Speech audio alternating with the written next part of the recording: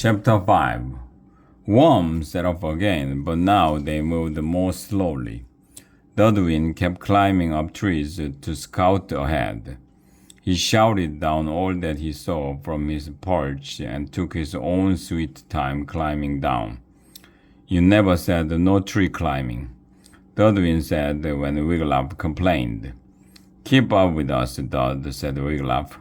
A young dragon's life may be at stake. All right, Dudwin stomped ahead. You sure know how to take all the fun out of a quest. Worm sallied forth until the sun was high in the sky. Angus stopped. I can't go on without lunch, he declared. He sat down on a big rock and opened his stash bag. We must eat quickly, warned Wiglaf. Or we may be too late to save Worm. The others watched longingly as Angus gobbled up chocolate-covered boar jerky and taffy apples while they nibbled on eel sandwiches that Erica had packed. Ah, that's better, said Angus, licking taffy from his fingers. Not for us, murmured Wiglaf. Angus ignored him. Worm took off again. They followed a trail that led farther into the forest. They had not gone far when Angus said, Are we almost there? Erica looked at her map. Almost, she said, but on and on they walked. At last, Wiglaf cried, Look, a sign! It read, Hermit's Hovel that way. An arrow pointed into the bushes. Wiglaf scratched his head. But there isn't a path that way. It's a tree, Erica said. The hermits don't like to be bothered, so they put up signs telling people their hovels are in the opposite direction. My map of the dark forest says the hovel is this way.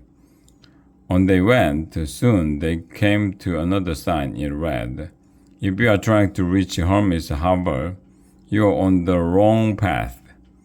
That means we are on the right path, explained Erica.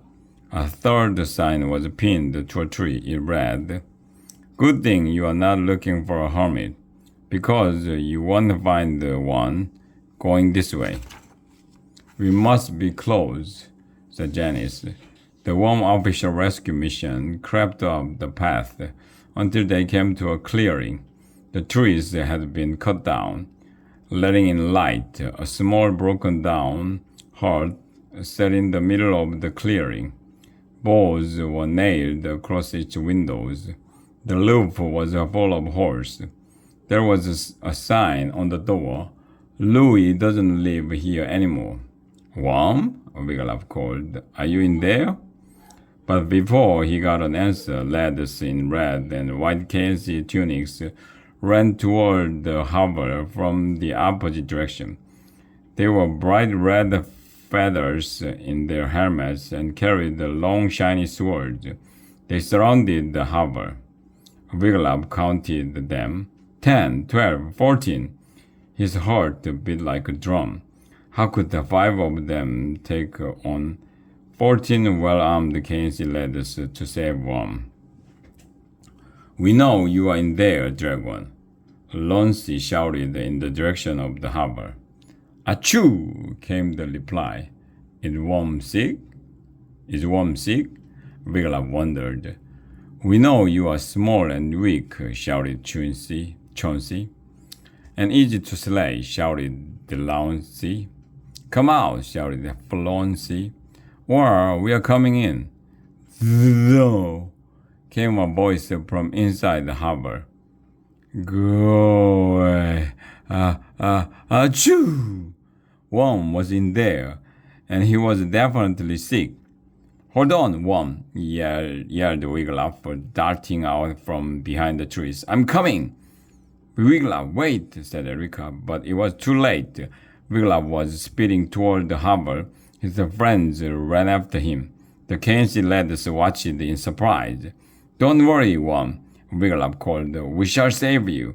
Back up, "Scruffy ruffians!" shouted Chauncey. "Leave us to slay this beast." From inside the hovel came a faint "Bummy."